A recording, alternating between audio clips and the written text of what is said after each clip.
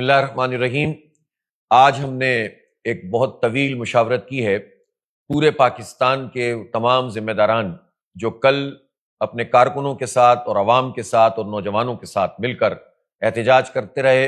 سڑکوں پر بیٹھے رہے، دھرنے دیتے رہے اور 510 سے زائد مقامات پر سڑکیں بلاک بھی کی گئیں اور منظم طریقے سے سارا کام ہوا، پرامن طریقے سے یہ کام ہوا، اور اس کے نتیجے میں یہ بات سامنے آئی کہ جماعت اسلامی قومی یکجہتی کی علامت بھی ہے کہ بلوچستان کے دور دراز علاقوں سے لے کر اندرون سندھ کے تمام چھوٹے بڑے قصبات بھی، اور اسی طرح سے پنجاب کے چھوٹے بڑے شہر اور قصبے، اور خیبر پختونخوا چترال سے لے کر مالاکنڈ ڈویژن اور ہزارہ کی پوری بیلٹ سے لے کر وسطی جو خیبر پختونخوا ہے اور وہ بھی، اور پورا پنجاب، اس کے میدان اور اس کے شمالی علاقے، اس کے جنوبی اضلاع، اس کا وسطی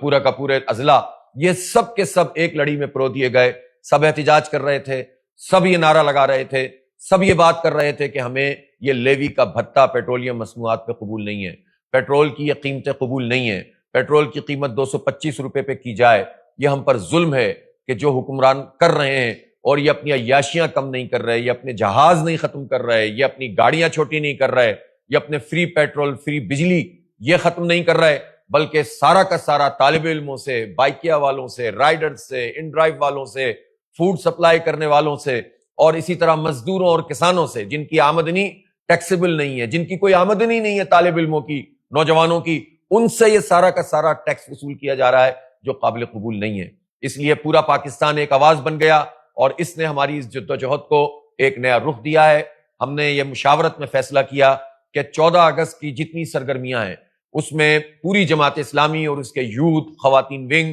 سب پارٹیسپیٹ کریں گے بھرپور طریقے سے۔ ہم پاکستان کی جو بنیادیں ہیں، جو اس کی آئیڈیالوجی ہے، جو عدل کے نظام کی تمنا تھی جس کے لیے پاکستان بنا، اس کی خاطر لوگوں کو مجتمع بھی کریں گے، رابطہ بھی کریں گے، پروگرام بھی کریں گے اور جشن بھی منائیں گے۔ لیکن اس کے فوراً بعد 16 تاریخ کو چاروں صوبوں میں بیک وقت دھرنوں کا آغاز کیا جائے گا۔ لاہور میں ہم انشاءاللہ سی ایم ہاؤس پہ دھرنا دیں گے، اور خیبر پختونخوا میں، بلوچستان میں اور سندھ میں گورنر ہاؤسز کے اوپر دھرنے دیے جائیں گے، اور یہ دھرنوں کا آغاز ہوگا، اور انشاءاللہ ان دھرنوں کے نتیجے میں حکمرانوں کو ہم پیچھے ہٹنے پر مجبور کریں گے۔ یہ ظلم اب انہیں ختم کرنا پڑے گا، یہ جبر ہے اور اس جبر کو انہیں ختم کرنا پڑے گا۔ آئی پی پیز مافیا کے خلاف بھی جماعت اسلامی نکلی تھی اور اس کے نتیجے میں حکمرانوں کو پیچھے دھکیلا تھا، جو نہیں مانتے تھے کہ ان سے بات ہو سکتی ہے، لیکن وہ بات بھی کی اور 17-18 آئی پی پیز سے انہوں نے نیگوشیٹ بھی کیا، بجلی کی قیمتیں کچھ کم بھی ہوئیں، پھر یہ رک گئے ہیں۔ تو یہ جو مہنگائی کا طوفان ہے، ہر خاتون، ہر فرد، ہر تنخواہ دار، ہر مڈل کلاس اور غریب،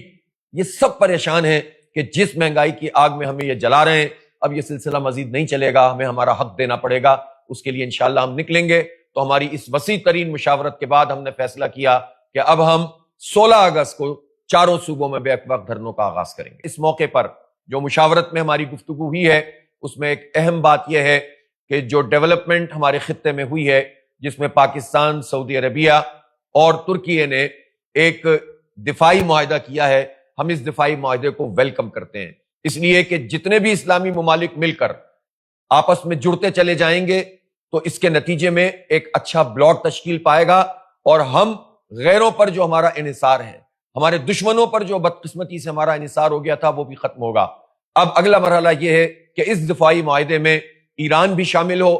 قطر بھی شامل ہو، بنگلہ دیش بھی شامل ہو، ملیشیا اور انڈونیشیا بھی ہو، اور پھر آہستہ آہستہ کر کے ہم تمام اسلامی ملکوں کو اس لڑی میں پروتے چلے جائیں، تو اس کے نتیجے میں ایک ایسا بلاک وجود میں آئے گا جو ہر چیلنج کا مقابلہ کر سکتا ہے۔ تو پہلے مرحلے میں ایران کو اس میں شامل کرنے کی ہر ممکن کوشش ہونی چاہیے۔ بہرحال ہم اس دفاعی پوائنٹ کو ویلکم بھی کرتے ہیں اور اس کو خوشائند بھی سمجھتے ہیں، اور امت مسلمہ کے لیے یہ ایک اچھی بات ہے کہ مسلمان اپنے اختلافات کو ایک طرف رکھ کر متحد بھی ہوں اور اپنے دشمنوں کے مقابلے میں طاقتور بھی بنتے چلے جائیں۔